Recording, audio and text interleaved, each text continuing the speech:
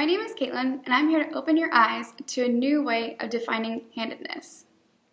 A way that, once it's fully understood, will hopefully forever change the way you view handedness, as it has done with me. People have always defined themselves and others as either being left-handed or right-handed. And when asked how that is more specifically defined, most would simply answer whether one writes with their left hand or writes with the right hand. It's the hand that we feel more comfortable with when having to complete any daily normal activity. But is that really the most accurate way to define handedness? What about those people who write with one hand but are dominant in sports with the other?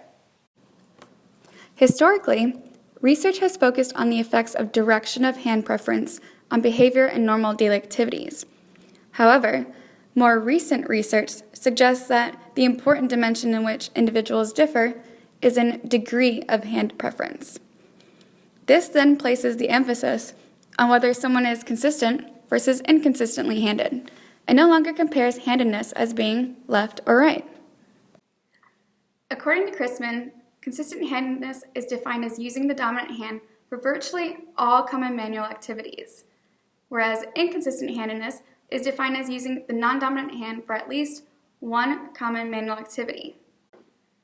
So think to yourself about your daily activities that incorporate handedness. What hand do you use to brush your teeth? Is it the same hand you use when you're taking notes? What about sports, brushing your hair? So now we get to this point where we say, so what? Why does defining handedness even matter? Well, funny you should ask. If we were to maintain this idea of degree of handedness, research would then be able to progress towards better explaining how the brain is organized and how that then affects certain behaviors. So in simpler terms, handedness can indicate certain tendencies people might have, or even certain behavioral patterns.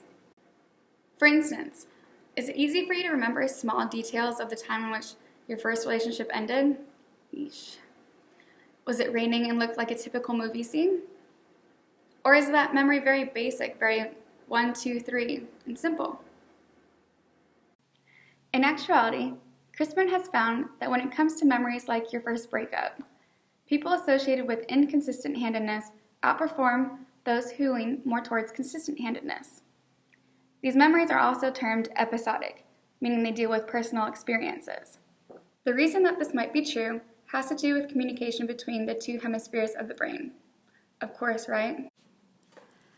Relationships between two parties of any kind thrive and depend on communication. The more communication that is present, the more likely you are going to find a strong relationship. That is the same with episodic memory, according to Chrisman. Episodic memory often depends heavily on the interhemispheric lateralization of information and how it is accessed. All right, let's press pause with those big words. Basically, memory relies on your brain's ability to access information from both the left side and the right side. This is important because other types of memory don't really require this. So people who identify with being inconsistently handed tend to outperform people who associate with being consistently handed. Mainly because, well, to be inconsistent, your brain has to be able to communicate well between the two hemispheres. So this doesn't go to say that the memory of inconsistently handed people is generally better. All this indicates is that when presented with certain word retrieval tasks and other activities that engage the episodic memory, those that are inconsistent have so far performed better than those who aren't.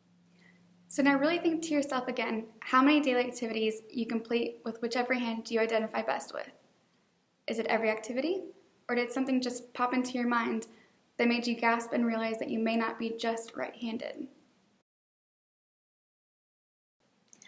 Okay, I know it most likely wasn't that dramatic, but I at least hope that those of you that are now thinking to yourself that maybe you are inconsistently handed, that you know that you're not alone, and your body is not in a general state of confusion, and nor is it indecisive and can't choose one hand. And for those of you that are thinking you are definitely consistently handed because you're just not that person that can use both hands for any activity at all, know that you are also not alone.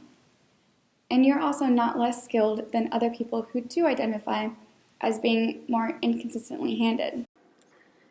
All in all, take from this video that maybe we should start looking at handedness in terms of degree and not just direction. Nowadays, we have redefined anything that has ever been seen as one way or the other. So to answer the question, so what? I say, why not? Why not redefine this and further research so that one day we can find answers and solutions for diseases and disabilities that deal directly with memory? Although we only brushed the surface of this topic of handedness, I hope this video opened your eyes, the way this information did mine, to a new world of research that, well, you probably didn't even know existed.